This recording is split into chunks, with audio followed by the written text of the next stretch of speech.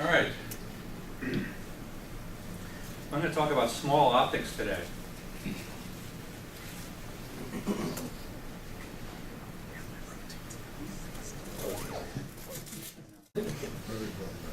Okay, so just a little perspective.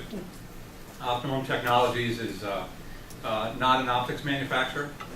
We're a product development company. We specialize in the development of optics-based medical devices. About 85% of what we do is medical devices. The balance is in other life science industries.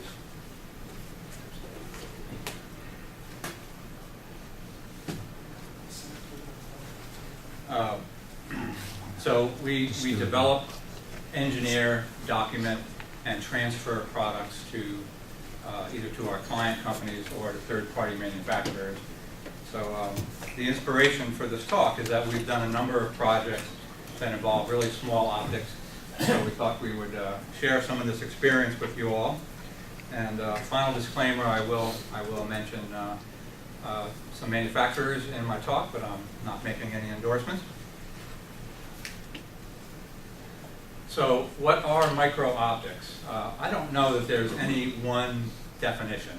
So my stab at it is kind of like this. Literally, we can talk about micro-optics being in the micron range, from 1 to 1,000 microns, but certainly there's overlap. We have nano-optics at the low end, millimeter optics at the high end, and we have a number of fabrication technologies that span the range, and that's really what I'm going to be talking about tonight.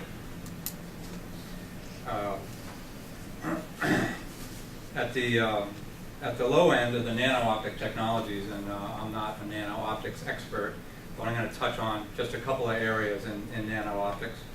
The state-of-the-art in nano is, my understanding, is X-ray interference lithography, which can produce features down to about 10 nanometers.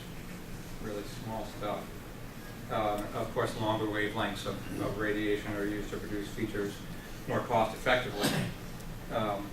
And then once a master has been created in lithography, a number of replication technologies are being used to produce quantities of commercial parts.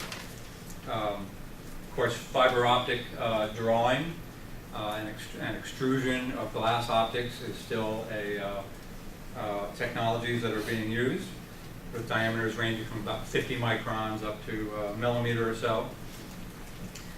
Gradient index optics still being produced out there in a comparable size range, starting at about 1/4 millimeter up to maybe 2 millimeters or so. And of course, plastic optical injection molding and conventional grinding and polishing of glass optics, very much still in use. So a few of the components that I'm going to touch on tonight are listed here. I won't read them all off.